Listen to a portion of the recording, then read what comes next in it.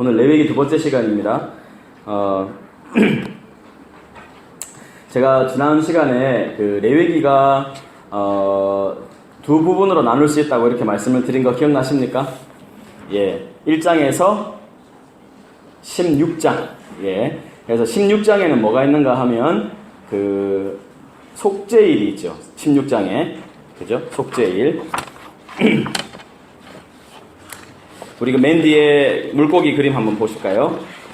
다시 한번 레위기를 조금만 정리하고 그렇게 하겠습니다.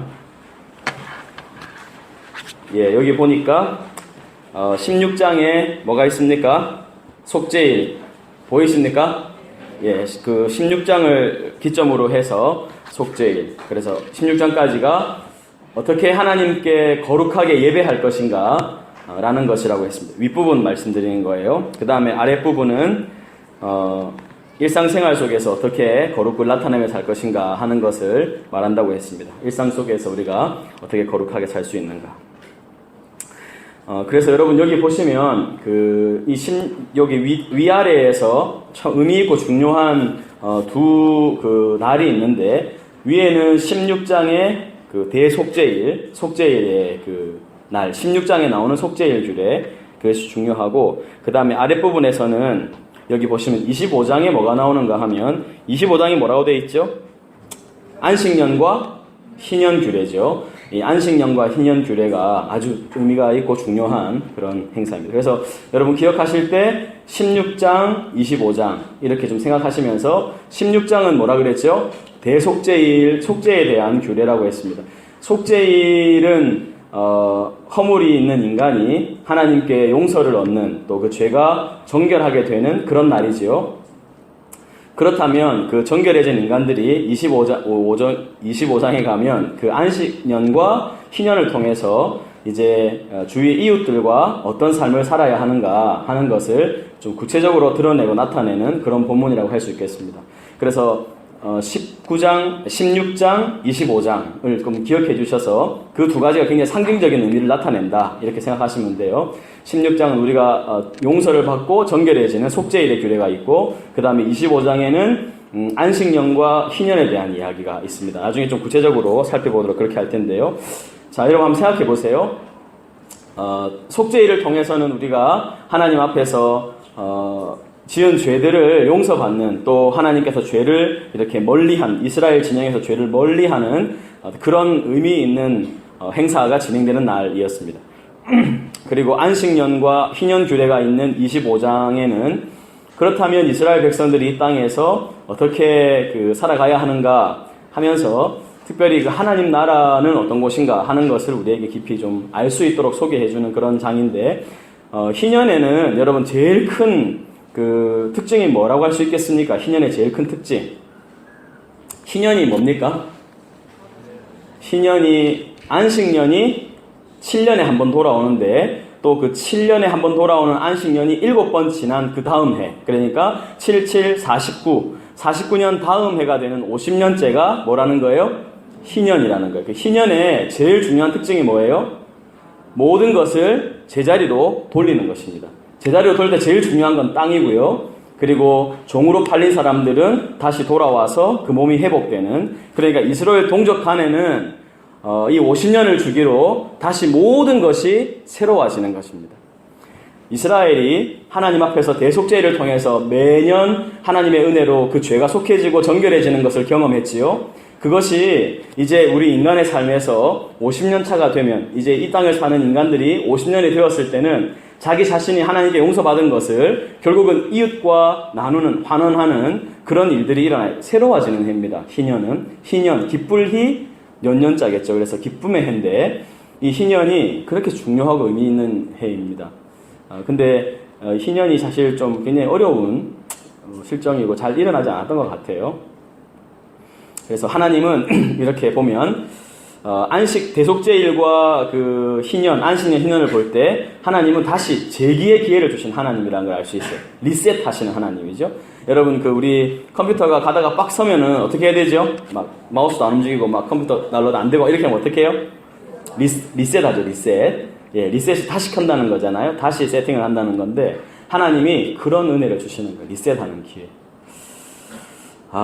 그건 나중에 좀 본문 가서 좀 더 구체적으로 말씀을 드리도록 그렇게 하겠습니다. 이렇게 해서 좀 우리가 위아래로 레위기를 크게 두 부분으로 나누어서 하나님께 거룩하게 예배하는 것 16장까지, 그리고 17장부터 27장까지는 이 땅에서 우리가 어떻게 이웃들과 거룩하게 살아갈 것인가. 거룩이라는 것은 두 대상을 지향한다 그랬습니다. 우리가 거룩한 사람이라는 것은 하나님께 향하여 예배를 잘 드리는 것, 또 우리 이웃과의 관계 속에서 그 거룩함을 나타내어야 한다. 이웃을 사랑하는 것, 그것이 거룩이다. 이렇게 말씀을 드렸어요. 자기 스스로 나는 경건하고 거룩한 사람이라고 생각하면서 이웃을 돌아보지 않는 것, 그것은 전혀 거룩하지 않은 거짓말하는 자라고 신약 성경에도 계속 고발하고 있습니다. 꼭 기억하십시오. 오늘은 우리가 지난 시간에 절기까지 좀 봤는데 다시 그 절기를 조금 언급하고 시작하려고 합니다. 절기가 아니라 그 5가지 제사, 5대 제사 했었죠, 그죠? 우리 5대 제사 뭐뭐 했습니까? 5대 제사?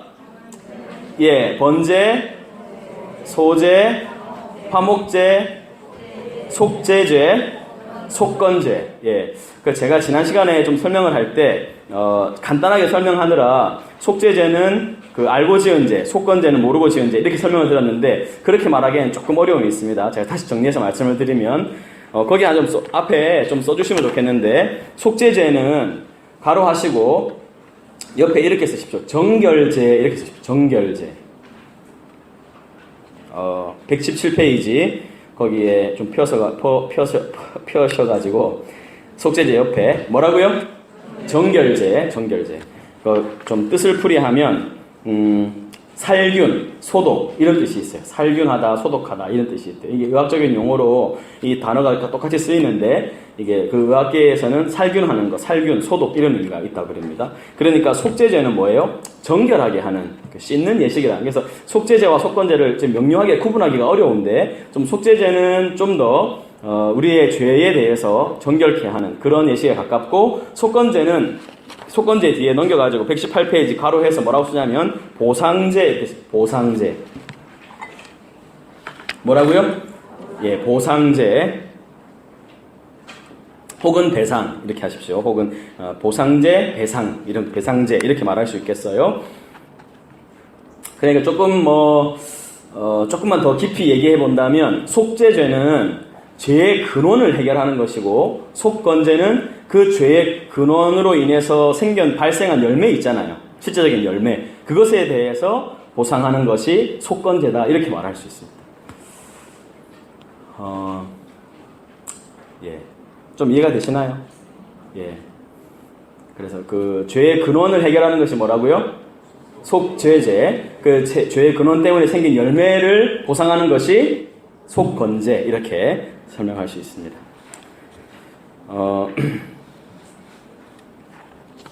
그래서 이 속죄제는요, 다른 제물들이 태워질 때는 항상 다 번제단에 올려졌는데, 속죄제는 이 죄를 해결하는 것이니까 이 제물은요, 진 바깥에서 완전히 태웠습니다.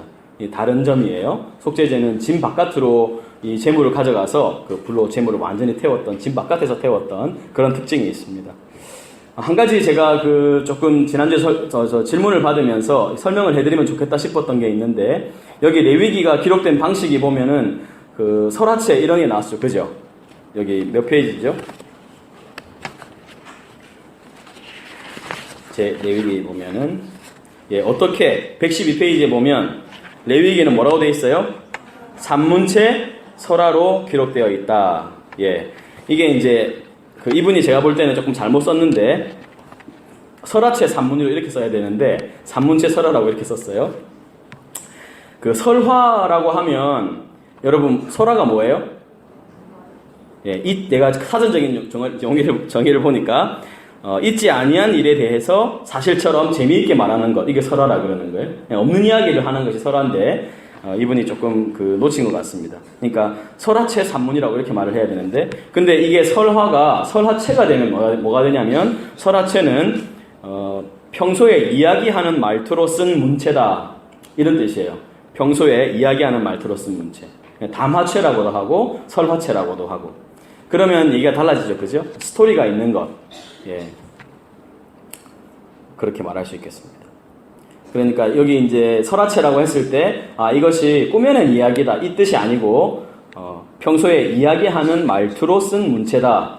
예, 이렇게 사전적 정의가 그렇습니다. 그래서 오해하지 않으시면 좋겠다 싶어요. 자, 그렇게 하고 우리 이제 이 희생제사를 여러분 번제, 소제, 화목제, 속제제, 속건제 이 5가지 제사가 있는데 우리가 지금 수요 예배도 레위기를 하고 오늘 성경학교에서도 이렇게 레위기 지금 공부를 하고 있으니까 이런 제사 같은 것들은 이제 좀 가까이 이렇게 좀 여러분 받아들이면 좋겠어요. 번제는 완전히 태워드리는 제사죠. 그 다음에 소제는 뭐라 그랬어요? 곡식 제사에 단독으로 드리지는 않습니다. 대부분 다른 제사와 함께 드려지는데 소제. 근데 이 소제가 특별히 속제제를 드려야 되는데 힘이 미치지 못하는 사람이 드릴 때 소제로 바치기도 했어요. 그것을 여러분 꼭 기억하시고 소제. 그 다음에 화목제는 제일 기쁜 제사입니다. 다 같이 제사를 드리고 어떤 사람이 감사한 것에 대해서 하나님께 이렇게 감사의 의미로 화목제를 바치면 그 동물을 잡아서 그날에 다 나눠 먹는 거죠. 같이 나눠 먹는 거예요. 그래서 아주 기쁘고 제일 즐거운 제사가 화목제다 이렇게 했어요. 그래서 이 화목제를 통해서 하나님과 계속 화평하고 화목한 관계를 유지해 가는 거예요. 로마서 5장에 가면 이런 이야기, 하나님과 너희가 화평된 자로서 더욱 이제 화목하게 지내야 된다 이런 이야기들이 이제 계속 나오는 거죠. 그리고 아까 속죄도 속건제는 설명을 드렸고 희생제사의 원칙을 여러분 제가 조금 정리를 해드릴게요. 희생제사, 아까 여기 이제 5가지 제사를 배웠는데, 이 희생제사의 특징, 원칙은 뭔가 하면, 재물은 누구 걸 가져야 됩니까? 예. 제사를 드리고자 하는 사람에게 속한 것이어야 돼요. 딴 데서 뭐, 빌려오거나, 딴 사람 걸 쓰거나 이렇게 못 합니다. 그 제사는 반드시 자기 제사를 드리는 사람에게 속한 것이어야 되고, 그리고 재물에는 어때야 됩니까? 재물에는 뭐가 없어야 돼요? 예, 흠이 없어야 돼요. 우리 대구 사람 발음 잘 안 듣는 거죠? 흠이잖아요. 흠이 아니잖아요. 한번 같이 해봅시다. 또 봐라. 이렇게. 근데 이거는 사실 잘못된 건 아닙니다. 그죠? 예, 우리 전사님들하고 요즘에 이렇게 이제 성도님들, 성함들을 이렇게 좀 확인하는데, 자꾸 이 승인데 자꾸 성이라 하는 거예요. 그래서 승이라고 성, 이렇게. 재미로 한 말입니다. 흠이 없어야 하는데, 여기 보면 동물에게 흠이 없어야 된다는 규정에 보면, 이런 어떤, 동물의 다리가 절거나, 눈이 멀거나, 그 다음에 이렇게 성기가 부정하거나, 이런 것들이 이제 흠이 있는 것이라고 나오는데, 그 율법을 해석한 미시나에 보면, 한 73가지 정도 흠이 없어야 된다. 이렇게 막 구체화되어 있다 그럽니다. 하여튼 흠이 없어야 된다. 그렇게 나오고, 또, 소재에는 뭐가 들어가면 안 됩니까? 누룩하고, 꿀이 들어가면 안 돼요. 누룩은 뭐 하는 거예요? 발효시키는 거죠. 꿀은 부패하게 만듭니다. 그래서 누룩과 꿀이 소재에는 들어가면 안 된다. 이런 특징들이 있다는 거예요. 제물로 바쳐지는 건 보면 4발을 가진 동물 중에서 황소나 양과 염소만 드립니다. 제물 종류는 황소나 양과 염소만 드립니다. 예. 그리고 산비둘기도 드리죠. 산비둘기. 예. 근데 여러분 퀴즈인데요. 화목제로 산비둘기 드릴 수 있을까요? 없을까요? 드릴 수 있을까 없을까요? 예, 화목제는 못 드립니다. 예, 화목제는 산비둘기 들어가지고 누가 나눠 먹겠어요? 혼자 드리고 혼자 먹지 않으면 안 돼요. 예, 화목제는 그러니까 글쎄 정확한 건 아닙니다만 화목제는 좀 이렇게 좀 가진 사람들이 감사해서 이렇게 드리고 좀 했던 것이 아닐까 하는 추정입니다. 그런 것 같아요. 어쨌든 거기는 이렇게 화목제는 반드시 드려야 하는 의무제도 아니고 하나님 감사해서 드리고 다 나눠 먹는 거니까 소나 양이나 이런 거 잡아야 되니까 그렇게 따지면 가난한 사람들이 하긴 어려웠던 것 같아요. 예. 그래서 자기가 좀 이렇게 재산이 있다 생각하는 분들은 한 번씩 교회에 화목제를 좀 내셔가지고 같이 좀 나눠 먹었으면 좋겠어요. 우리도 사실 그런 게 좀 있죠. 결혼하고 이러면 뭐 합니까? 예, 떡도 나눠 먹고 이러잖아요. 그죠? 그런 거랑 비슷하지 않겠나 싶어요. 그냥 그렇다. 이렇게 생각하시고. 근데 이제 이 제사를 드리는 행위가 완전히 제사장하고 이 제사를 드리는 사람하고 완전히 구분이 되는데, 한번 물어봅시다, 여러분. 안수는 누가 합니까? 자, 안수는 누가 합니까? 예, 자, 1번은 본인, 2번은 제사장. 자, 1번, 안수는 본인이 한다. 2번, 안수는 제사장이 한다. 예, 지금 잘 모르겠으니까 맞죠? 막 처음에 얘기하다가 이상 무슨 자꾸 물어보니까 자신감 없으셨어요. 여러분, 안수는 본인이 합니다. 예, 본인이 해요. 이 안수가요, 그 뜻을 좀 파보면 기댄다, 의지한다 이런 뜻이 있어요. 안수가 기댄다, 의지한다 이런 뜻이 있습니다. 그래서 동물에게 안수할 때 그냥 이렇게 살짝 걸쳐놓는 게 아닙니다. 머리를 꽉 눌러요. 두 손으로 했는지 한 손으로 했는지는 정확하게 모르지만 몸을 기댈 정도로 이렇게 안수를 한다고 합니다. 그러면 여러분이 안수를 하면 어떻게 되죠? 내 죄가 이 동물에게로 전가되는 거예요. 그래서 번제를 바치는 그 제사인이 제물에게 안수할 때 큰 소리로 자신의 죄를 회개한다고 합니다. 자기의 죄를 고백하면서 하나님, 제가 한 해 동안 이런 죄를 저질렀습니다. 아버지 하나님 용서해 주십시오. 그렇게 하면서 저의 죄를 이렇게 용서해 주십시오. 이렇게 기도하면서 안수를 했다고 합니다. 죄가 전가되죠. 그러면서 이제 이 양이 누가 되는 거예요? 양이 누가 되는 거예요? 안수한 사람이 되는 거죠. 대체가 됩니다. 여러분, 이런 단어 굉장히 중요합니다. 전가, 대체. 왜 이런 단어가 중요할까요? 결국 이게 누구에게서 이제 완성이 됩니까? 예수님에게서 완성이 돼요. 그래서 중요한 거예요. 전가되고 대체됩니다. 그리고 이 양은 내 자신의 죄를 대표하는 게 되죠. 그죠? 그래서 이런 전가, 대체, 대표 이런 단어들이 중요해요. 그래서 이제 이 제사하는 사람은 5가지 정도를 해야 되는데 여러분 한번 따라서 합니다. 안수, 그 다음에 도살. 도살은 뭐죠? 예, 죽이는 거. 죽이는 거. 도살. 그 다음에 가죽 벗기기. 그 다음에 자르기. 내장 씻기. 요 5가지 크게 5가지를 합니다. 한번 따라 합시다. 안수, 도살, 가죽 벗기기, 그 다음에 자르기, 그 다음에 내장 씻기. 그러니까 힘들고 번거로운 건 누가 다 해요? 예, 자기가 가져온 사람이 하는 거예요. 자, 여러분 그렇게 생각하면 이 제사를 드리는 게 쉬운 거예요? 어려운 거예요? 여자는 할 수 없었어요. 예, 걱정하지 마십시오. 여성분들 어떻게 여자는 안 했습니다. 남자들이 다 해야 돼요. 그러니까 가족 집을 대표해서 그렇게 했을 수도 있겠죠. 근데 이제 자기가 직접 안수하고 나서 배를 가르고 죽일 때 막 어떤 생각이 들겠습니까? 빨리 죽어라, 빨리 죽어라, 막 이렇게 했겠어요. 어떤 생각이 들었겠어? 왜 이렇게 안 죽노? 막 이렇게 어떻게 어떤 생각이 들었을 것 같아요? 이게 누가 죽어야 되는 거예요? 죄는 이렇게 정말 미워할 것이고 내가 죽어야 할 죽음을 얘가 죽는다 생각하면서 죽였을 거예요. 그리고 다 잘라야 돼요. 잘라서 이렇게 다 나눠야 됩니다. 하고 나서 내장을 씻는 것까지 다 해야 됩니다.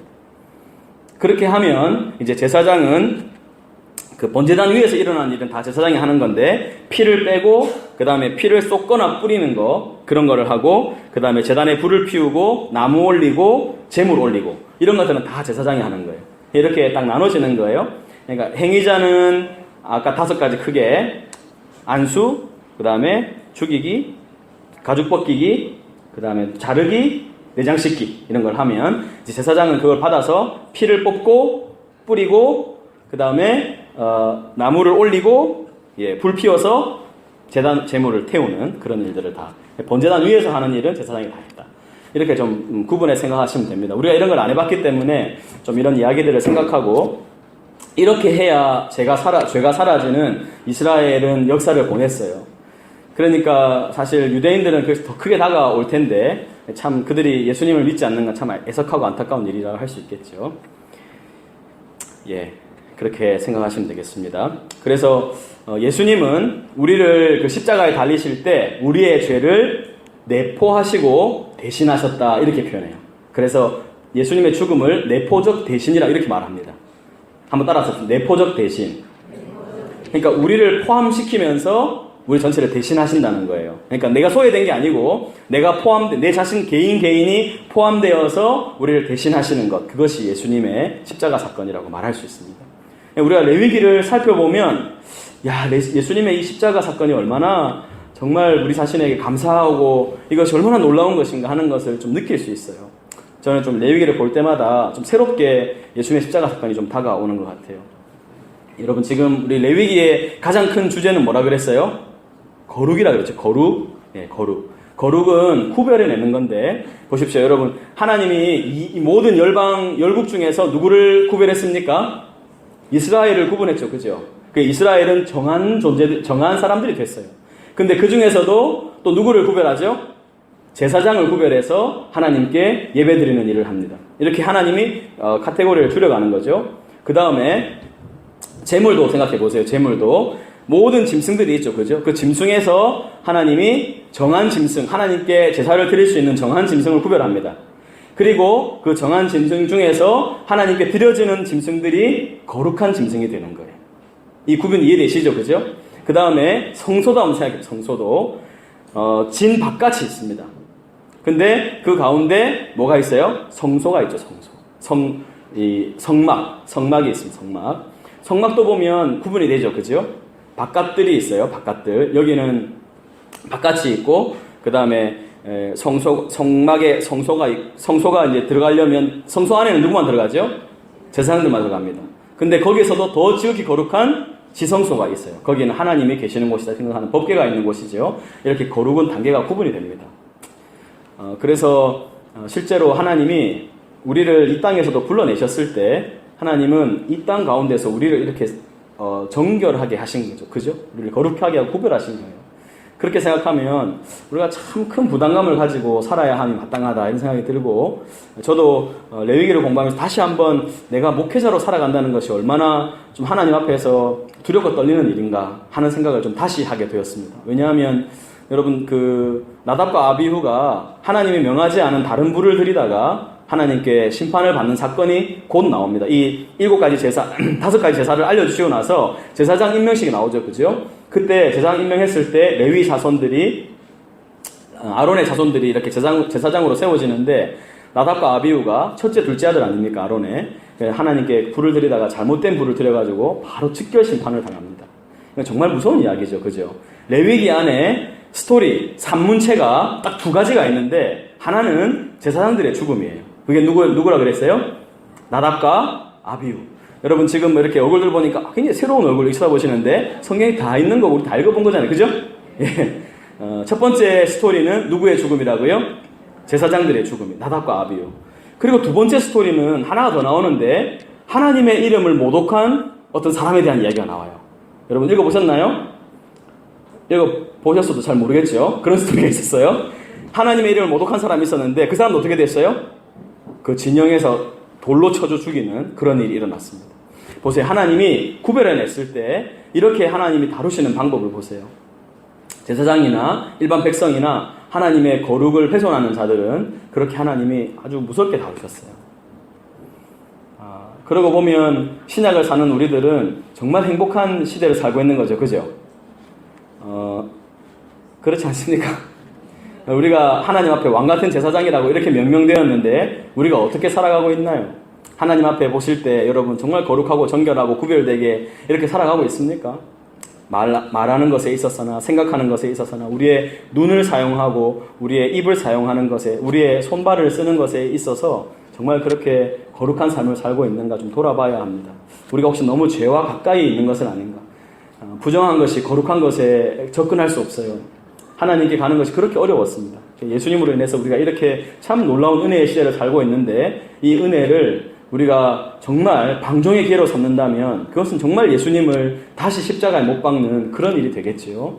그래서 그런 사람이 되지 않도록 이 레위기를 통해서 다시 한번 우리가 좀 새로워지고 정결해지는 그런 은혜가 있으면 좋겠습니다. 자, 한번 책을 119페이지 보십시오. 나답과 아비후가 벌을 받아 죽은 사건 118페이지 제일 끝에 나와 있는데 거기 위에 박스를 보시면 보세요. 레위기의 복잡한 의식은 핵 기술을 원자력 기술이라 생각해야 돼요. 원자력 발전소에 있는 그 절차와 매우 비슷하다. 왜냐하면 그 특수한 복장, 정화에 대한 관심 그리고 중요한 물질을 정확히 다루어야 하는 점에서 원자력 관련 분야에 종사하는 작업자와 구약의 제사장은 공통점이 많다. 핵 사고 시에 어떻게 하면 생존할 수 있는가 이런 안내서는 한가할 때 읽으면 지루하게 짝이 없겠죠. 그러나 운전 중인 원자로 곁에 있는 사람은 정신을 집중하지 않으면 안 될 거예요. 이해가 되시죠? 그런 차원이라는 거예요. 이렇게 참 하나님 앞에 산다는 것은 이렇게 두렵고 떨리는 일일 수밖에 없습니다. 자, 그 다음에 뭐 제사장 회막에 들어가는 거, 그 다음에 거룩한 곳에서 먹을 음식은 뭐, 재물이 뭔가, 이런 게 나오고, 이제 11장에서 15장이 뭐라고 되어 있습니까? 이스라엘을 위한 정결 예법이다. 이렇게 나와 있는데, 정결한 짐승과 부정한 짐승에 대한 이야기가 11장에 나옵니다. 여러분, 이렇게 외우자 그랬죠? 11장이 뭐처럼 생겼어요? 뭐처럼 생겼어요? 뭐처럼 젓갈처럼 생겼죠? 그래서 11장에는 먹어도 되는 것, 먹지 말아야 되는 것, 그런 것이 나온다. 이렇게 좀 기억하시면 좋을 것 같아요. 11장, 젓가락장. 예, 그렇게 기억하시면 되겠습니다.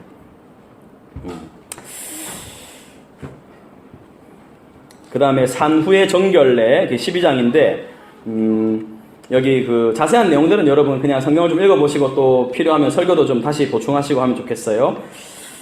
여기 그 박스를 보시면 출산 후에는 산모에게 꼭 출산 휴가라고 씁니다. 출산 휴가를 주는 것이 바로 하나님께서 말씀하시는 거룩이다.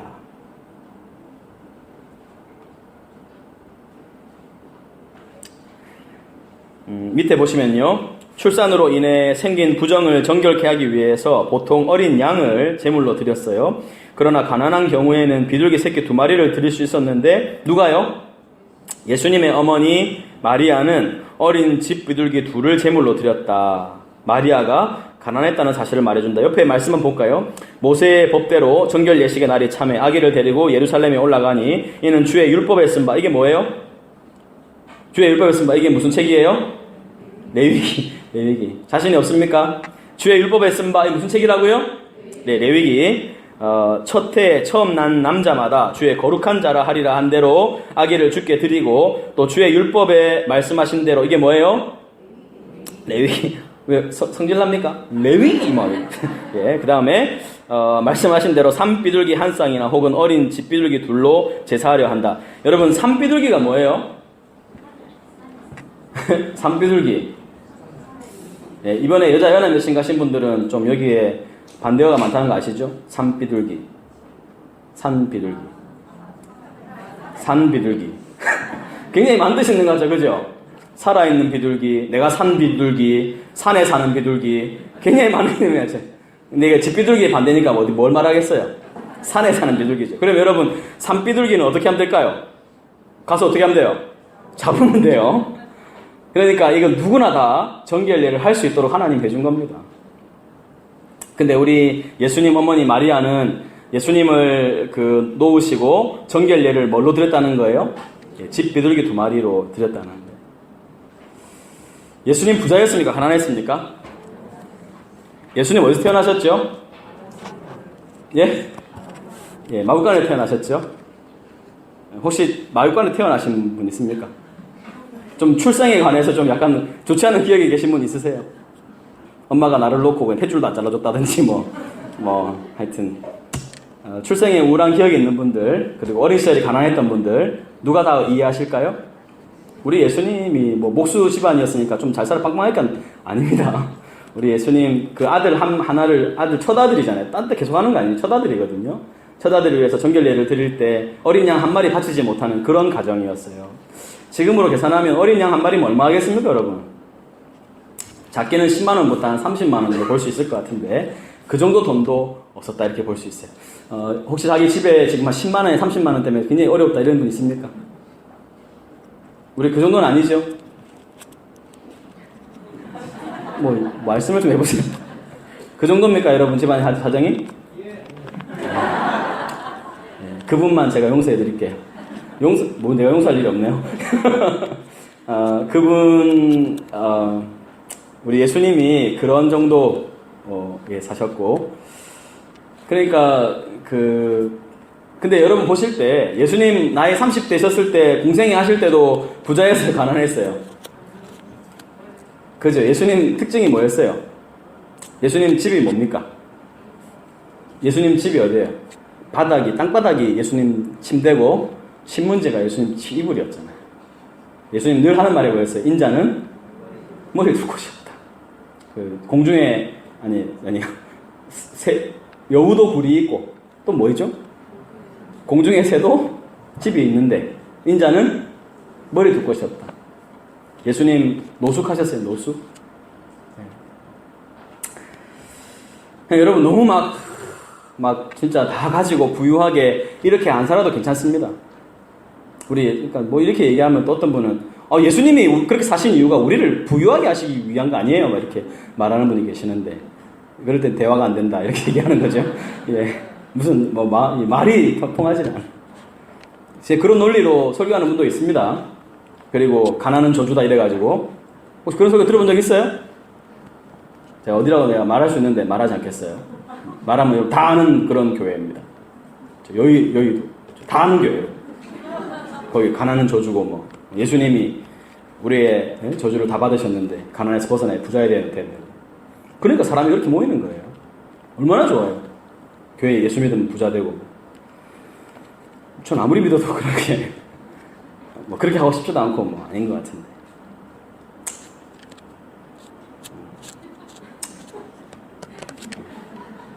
부자 되려 하는 마음이 다 뭐라 그랬어요? 일만하게 뿌리가 된다 그랬잖아요. 자, 중요한 거 예수님 기억하시고 넘어가서 이제 피부병 같은 거 있고, 그 다음에 4번 보세요. 이스라엘 민족의 속죄일입니다. 속죄일. 4번 이스라엘 민족의 속죄일. 여기 보면은 유대인들은 지금도 뭐라 그래요? 욤 키푸르라 하면서 이 절기를 지킵니다. 대제사장이 1년에 한 번 유일하게 지성소에 들어가는 날입니다. 1년에 한 번. 근데 속죄소가 뭔가 하면 하나님께서 구름 가운데에서 속죄소 위에 나타나신다. 그리고 속죄소는 뭔가 하면 증거의 위판. 거기에 뭐가 있지요? 거기에 순금으로 된 직사각형의 판인데 뭐가 있어요? 무슨 조각상? 그룹 조각상이 날개로 덮고 있다. 이렇게 되어 있습니다. 날개가 이렇게 덮고 있는 모습인데, 이 그룹이 뭐예요, 여러분? 그룹이라니까 무슨 노래, 가수 그룹 이런 거 생각하는데, 그런 게 아니고, 거기 쓰시죠. 케루빔. 천사입니다, 천사. 그 양날개로 이렇게 속죄소를 덮고 있는 그런 천사를 말합니다. 그룹. 그래서 이 그룹이 계속 나오죠. 그죠? 성경에 보면. 여러분, 그룹 나올 때마다, 무슨 아이돌 그룹인가 이렇게 생각하지 마시고, 이 케루빔을 그룹이라고 발음한 거예요, 그냥. 우리 할아버지들이. 천사들. 그래서 여러분, 속죄소를 다른 말로 뭐라 그래요? 혹시 시은좌 이런 말 들어봤습니까? 시은좌. 발음도 좀 어려워요. 시은좌. 멀시 시트죠. 멀시 시트. 은혜가 베풀어지는 장소, 좌소, 이렇게 말할 수 있겠습니다. 속죄소라는 거, 하나님 함께 하시는. 여기 보면 속죄일에 하는 염소 뽑기가 있죠, 그죠? 염소 2마리를 잡아가지고 한 마리는 백성을 대속할 양으로 바치고 바치고, 그 다음에 한 마리 염소는 아사셀을 위한 염소다. 거기 9번 보세요. 아사셀을 위한 염소. 여러분, 이런 단어는 좀 알아둬야 됩니다. 아사셀을 위한 염소. 이 아사셀이 무슨 뜻인가? 여기 뜻이 있는가? 이게 좀 어려운데, 어쨌든 그냥 아사셀이라는 단어 자체를 좀 외워두시고, 이 아사셀로 뽑힌 염소는 광야로 보냅니다. 그래서 광야에 이렇게 사람들이 없는 광야에 풀어놓고 그냥 오는 거예요. 이게 뭐를 상징하는 거죠? 우리의 죄를 진영 저 바깥으로 몰아낸다. 죄를 멀리한다. 이런 의미가 있는 거예요. 죄를 저기 풀어버린다. 우리 바깥으로 추방한다. 이런 의미가 있습니다. 그래서 여러분 시편 103편에 보면 동이 서에서 먼 것 같이 우리의 죄가를 멀리 옮기셨다. 이런 말씀 들어본 적 있지요? 그런 말씀이 바로 이 아사셀 염소를 염두에 두고 하신 말씀이에요. 넘어가서 속죄일의 의미를 한번 보세요. 속죄일은 예수 그리스도의 죽음을 이해할 수 있는 배경이 되죠. 아사셀을 위한 염소는 이스라엘 백성들의 죄책을 짊어지고 광야로 간다. 예수 그리스도께서 죽으심으로 사람들의 죄가 그분에게 옮겨지고 사람들은 죄에서 벗어나게 된다. 예수 그리스도는 예루살렘 성 밖에서 죽임을 당하셨다. 자, 레위기 전반부는요, 이스라엘과 하나님 사이의 올바른 관계가 회복되는 속죄일에서 절정에 이른다. 제가 그 말씀드렸죠, 그죠? 속죄일, 16장의 속죄일. 그 다음에 아랫부분은 몇 장이요? 25장의 안식년, 희년. 이렇게 두 가지를 크게 기억해 두십시오. 하나님, 그리고 사람. 자, 추가 규정들 17장에서 22장 있는데, 제사와 피 나옵니다. 여러분, 피는, 신약에서도 금하고 있습니다. 알고 계시죠? 그러니까 피는 멀리 하는 것이 좋다. 이렇게 말씀을 드렸어요. 그러나 피를 먹는 사람을 정죄하진 마라. 이렇게 말씀을 드렸어요. 예. 그러나 여러분들은 생피를 드시지 마십시오. 예. 선지 너무 좋아하지 마십시오. 순대 정도, 예. 지옥 가는 거 아니지만, 예, 별로 이렇게 좋은 건 아니다. 이렇게 말씀을 드렸어요. 자, 그 다음에 금지된 성관계가 나오고요. 그 다음에 기타 규정들. 이 19장이 좀 약간 의미가 있는데, 여기는 좀 우리가 좀 보고 가겠습니다. 여러분, 19장에 한번 펴봅시다. 성경 19장. 레위기 19장에 보시면, 여기 한번 보세요. 다시 그 123페이지 보시면, 너희는 거룩하라. 이는 나 여호와 너희 하나님이 거룩함이니라. 이렇게 다 전제하고 시작하시면서, 그 다음 보니까 내 이웃 사랑하기를 내 자신과 같이 사랑하라. 이렇게 나왔는데, 이게 핵심입니다. 이웃을 사랑하는 것이 곧 거룩이다 하는 건데요. 여기 이웃 사랑 중에서 굉장히 특징적인 것이 있습니다. 이게 하나님께서 우리에게 미리 알려주신 건데, 여러분 이런 것들을 좀 잘 기억해 두시는 게 좋아요. 우리 한번 9절부터 보겠습니다. 9절 보세요. 너희가 너희의 땅에서 곡식을 거둘 때 너희는 어디까지요? 밭 모퉁이까지 다 거두지 말고 내 떨어진 이삭도 줍지 말며 내 포도원의 열매를 다 따지 말며 내 포도원에 떨어진 열매도 줍지 말고 누구를 위해서요? 가난한 사람과 누구를? 거류민 누구죠? 외국인들이에요. 거류민들, 나그네들 위하여 버려두라. 나는 너희의 하나님 여호와이니라. 너희는 도둑질하지 말며 속이지 말며 서로 거짓말하지 말며 너희는 내 이름으로 거짓 맹세함으로 내 하나님의 이름을 욕되게 하지 말아라. 나는 여호와다. 너는 내 이웃을 뭐하지 마라? 억압하지 말고 뭐하지 마라? 착취하지 말고 그 다음 뭐요? 품꾼의 싹을 아침까지 밤새도록 내게 두지 말고 너는 귀먹은 자를 저주하지 말고 맹인 앞에 장애물을 놓지 말고 내 하나님을 경외하라. 나는 여호와이니라. 재판할 때는 불의를 행하지 말고 가난한 자 편 들지 말고 세력 있는 자라에서 두둔하지 말고 공의로 해라. 내 백성 중에 돌아다니면서 사람을 비방하지 말고 내 이웃의 피를 흘려 이익을 도모하지 말고 너는 내 형제를 마음으로 미워하지 말고 내 이웃을 반드시 견책하라. 그러면 내가 그에 대하여 죄를 담당하지 않을 것이다. 원수를 갚지 말며 동포를 원망하지 말며 같이요 시작. 내 이웃 사랑하기를 내 자신과 같이 사랑하라. 나는 여호와이니라. 이게 이제 하나님 주신 규례입니다. 한번 저를 보십시오. 여기 보니까 우리가 농경사회였어요. 그러니까 밭을 수확할 때 어디를 남겨두라 그랬습니까? 내 귀퉁이를 남겨두라 그랬어요. 이거 수학으로 10 되는 밭에 원을 딱 넣어가지고 귀퉁이 4개를 계산하면 21% 정도 나옵니다. 21.5 정도 나와요. 그러니까 우리가 수확한 것에서 한 20% 정도를 이웃을 위해 두라고 이렇게 말씀하시는 거예요. 작아요, 커요?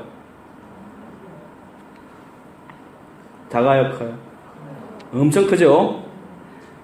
그리고 이 곡식단을 들고 오다가 땅에 떨어지는 거 주워라 줍지 마라? 줍지 말라는 거예요. 포도 딸 때 다 따라 따지 마라? 따지 말라는 거예요. 여러분 기억하십시오. 하나님이 이런 것을 우리에게 명하셨습니다. 자, 그리고 이것이 여기에만 끝나는 것이 아니고 한 번 더 23장 가볼게요. 23장 22절 23장 22절 같이 읽어보겠습니다. 23장 22절 같이 시작.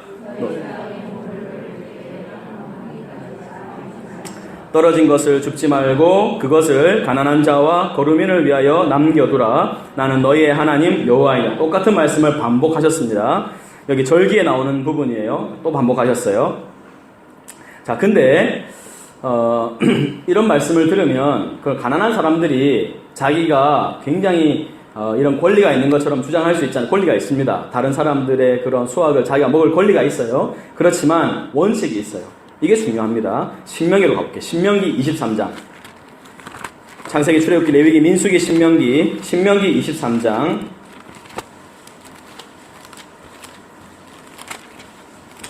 24절, 25절 봅니다. 24절, 25절. 찾으셨습니까? 자, 내 이웃의 포도원에 들어갈 때는 마음대로 그 포도를 배불리 먹어도 되느니라. 그러나 뭐 하지 말라고요? 그래서 담지는 말아야 된다. 그 다음에 내 이웃의 곡식밭에 들어갈 때에는 내가 손으로 그 이삭을 따도 되는데, 그러나 내 이웃의 곡식밭에 뭐 하지 말라고요? 낫을 대지는 말아라. 자, 저를 한번 보십시오. 이제 이렇게 하고 하나님이 양편의 다 원칙을 줬어요. 이 정도면 괜찮죠, 그죠? 가서 진짜 너무 배가 고파요. 그러면 들어가서 먹을 수 있다는 겁니다. 그러니까 여러분, 만약에 여러분이 가게를 해요. 그러면 정말 너무 배고픈 사람이 와서 한 끼만 좀 먹자 그러면 줘야 돼요, 안 줘야 돼요? 그 줘야 되는 거예요. 그건 권리입니다, 그거는. 근데 이 사람이 와서 나에게 그 가게의 어떤 권리금, 이 가게에 나오는 이득의 한 10%, 매월 10%를 정기적으로 나에게 달라. 줘야 돼요, 안 줘야 돼요? 그럴 권리는 없어요. 그리고 이 모퉁이를 베는데 가서 낫대지 말라는 거예요. 손으로 꺾으라는 거예요, 손으로. 어떤 손이 너무 빨라. 다 꺾어 막. 뭐 그건 어쩔 수 없어요. 뭐 하나님 그 허락한 거니까. 근데 그 내 귀퉁이를 남겨두면 가난한 사람이 들어가서 이렇게 하는 거예요. 그럼 하나님이 이런 분이에요, 여러분. 우리의 수입에는 반드시 뭐가 있어야 되는가 하면 이웃의 몫이 있어야 돼요. 자, 한번 따라합니다. 내 돈에 아니요. 내 돈에는 반드시 하나님의 몫과 이웃의 몫이 있어야 됩니다. 따라서 합니다. 내 돈에는 하나님의 몫과 이웃의 몫이 있다. 불경하게 들릴 수 있어요. 다 하나님 거죠, 그죠? 근데 여러분 이렇게 말하면 불경하다 생각하면서 실제로는 다 자기 것처럼 써요. 그렇죠? 예, 그냥 그래서 여러분에게 편의상 그렇게 말하는 거예요. 내 돈에는 하나님의 몫과 이웃의 몫이 있어요. 우리서 보통 하나님 몫은 뭐라고 생각합니까? 11조라고 생각하죠. 하나님께 10분의 1을 드린다 생각해요. 그 이웃에게도 몫이 있습니다. 그래서 여러분 꼭 여러분 자신에게 이제 신약에는 이제 구약에는 우리가 뭐 계산해 보니까 뭐 21% 이렇게 나올 수 있지만 이건 이제 그 1년에 한 번 수확하는 거예요. 그죠? 그러니까 이 21%를 연으로 나누면 얼마나 되겠습니까? 12로 나누면 월에 몇 프로? 수학 좀 빨리 해보세요. 한 몇 프로 하면 되겠습니까? 10이면 한 2%? 그죠? 21%니까 그죠? 한 2%, 1.5에서 2%. 그러니까 여러분의 그 수익에 한 1%, 2% 같은 거는 이렇게 현재 좀 가벼워졌죠, 그죠? 여러분 이웃을 위해서 써야 된다는 거예요. 근데 생각해보세요. 1%도 작진 않아요. 내가 100만 원을 벌면 1%면 얼마예요? 10,000원이죠. 1%. 그죠? 100만 원 벌면, 그럼 1000만 원 벌면 10만 원. 1억 벌면 100만 원. 많이 벌면 많이 벌수록 커지죠, 그죠? 그래서 요즘에 그 노블리스 오블리제라 그래가지고 자기 그 수입의 뭐 2%를 뭐 사회 환원하는 운동 뭐 이런 걸 좀 하는데 그것도 굉장히 의미 있는 일이라고 생각해요. 그래서 여러분의 몫에서 그냥 여러분 우리 그냥 기본으로 한 2% 정도는 항상 이웃을 위해서 쓸 수 있도록 하자. 그냥 좀 괜찮아요, 그죠? 예, 해야 됩니다. 그래서 여러분 아주 좋은 여러분의 돈을 기다리는 좋은 단체들이 많이 있어요. 교회에도 여러분 많이 하고 계시겠지만 그렇게 좀 하시면 좋겠고 뭐 시간이 없습니다만은 한 가지만 좀 말씀을 드리면 저기 전라도에 가면 구례라는 곳이 있는데 여러분 운조루라는 거 한번 들어본 적 있습니까? 운조루? 그 99칸 되는 대저택이에요. 이게 1776년도에 지어진 집인데 이 대저택이 아직까지도 남아있어요. 불이 안 타고. 보세요, 여러분 1776년 이후면요 뭐 동학에 난 하여튼 온갖 일들 우리나라 일제시대 지났죠. 그 다음에 6.25 지났죠.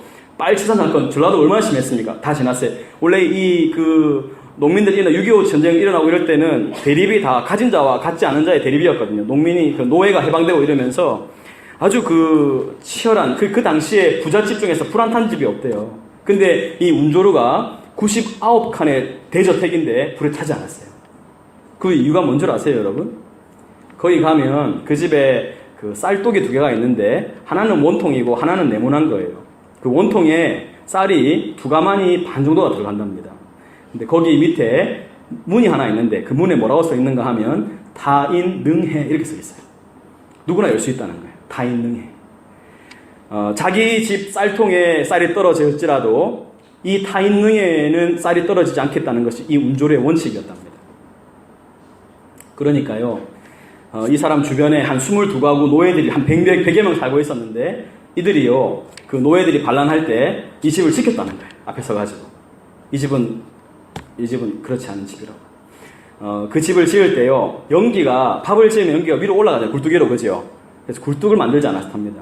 어떻게 했는지 모르겠지만 밑으로 연기가 다 새게 만들었대요. 왜냐하면 이웃에 가난한 사람들이 많이 있는데 저 집에 굴뚝에 연기가 나는 걸 보면 저 집은 저렇게 먹는데 나는 이렇게 굶는구나 이런 걸 느끼지 못하게 하려고. 여러분 이게 우리나라에 있었던 어떤 그런 가진 자의 그 모습이었습니다. 경주 최부자 아시죠? 그 사람들 뭐라 그랬어요? 백리 안에 굶는 자가 없게 하라. 이게 원칙이었다 그러잖아요. 우리가 그게 어디서 온 원칙입니까 여러분? 하나님이 다 가르쳐준 거거든요. 이웃을 위해, 가난한 자를 위해 너의 몫을 남겨두라는 것이 하나님의 대원칙이었어요. 우리에게 다 상실하고 살아가고 있어요. 꼭 기억하세요. 우리의 몫에는 하나님의 몫과 이웃의 몫이 있어요. 그래서 여러분 주위에서 들리는 어떤 그런 소식들이 있을 때 그냥 이렇게 넘어가지 마세요. 꼭 여러분의 사랑의 손을 펴서 나누시기 바라고. 주역에 보면 이런 말이 있습니다. 적선지가 필류여경이라. 이런 말인 적선지가는 필류여경이다. 이런 말이 있는데 선을 쌓는 집에는 반드시 남아 돌아가는 경사가 있다. 이런 뜻이에요. 여러분 우리가 그리스도인들입니다. 하나님의 사람들이에요. 하나님이 어떤 마음을 가지셨는가 하는 것을 이해하시고, 여러분 하나님은요 50년 되면 다 돌리는 분입니다. 이렇게 한 사람이 독점하는 거 이거 원하지 않아요. 민주주의가 절대 하나님이 원하시는 그런 정치체제가 아닙니다. 자본주의 사회 더더욱 아닙니다. 공산주의도 아니고 자본주의도 아닙니다. 우리는 지금 뭐 자유가 있고 내가 열심히 하면 된다고 생각하는데 이건 아니에요. 너무 빈익빈 부익부가 심하고 가면 갈수록 더 심해질 거예요. 이거 아니에요. 이걸 이길 수 있는 방법, 극복해낼 수 있는 방법 안 됩니다. 나라가 못합니다. 이거는 우리 그리스도인들이 해요. 타인능에 꼭 기억하십시오. 한번 따라합시다. 타인능에 적선지가 필류여경. 이런 것들 좀 기억해 넣어가지고 아이들한테 다 얘들아 이거 알아. 타인능이란 말이야. 이러면서 좀 가르쳐 주시고, 적선지가는 필류여경이라 했다. 나눔에 살아라. 끄적거리면서 그러나 이것들은 다 어디 나온 거다? 성경을 봐라. 레위기 19장에 보면 하나님이 밭을 거둘 때 내 모퉁이는 남기라고 하셨다. 얼마나 멋있습니까? 안 멋있어요? 너무 멋있어. 나는 너무 멋있잖아요. 가난한 자도 인격적으로 자기들이 배를 채워 살 수 있도록, 주라고 안 하고 자기 직접 와서 가져갈 수 있도록. 하나만 더 말씀드릴게요. 우리 자선하는 사람들이 실수하는 게 뭔가 하면 돈을 주면서 너무 생색내는 거예요. 주면서 얘딱 이러면서 던지고 막 두 손으로 드려야 돼요. 두 손으로 드리고 정말 그 사람들이 받을 때 감사함으로 받을 수 있도록. 가급적이면 그리스도인들은 모르게 해야 합니다. 떠벌리고 자랑하고 이렇게 하는 게 아니에요. 모르게. 오른손이 하는 일을 왼손이 모르게 구제할 때 구제하라. 그래서 막 주면서 이렇게 한 손으로 이렇게 하니까 받는 사람들 기분이 어때요? 그래서 내가 필요해서 쓰긴 쓰지만 저런 참 나쁜 놈. 죽어도 욕먹는 이런 일이 없어요. 자, 그 다음에 절기. 시간이 없어요. 절기.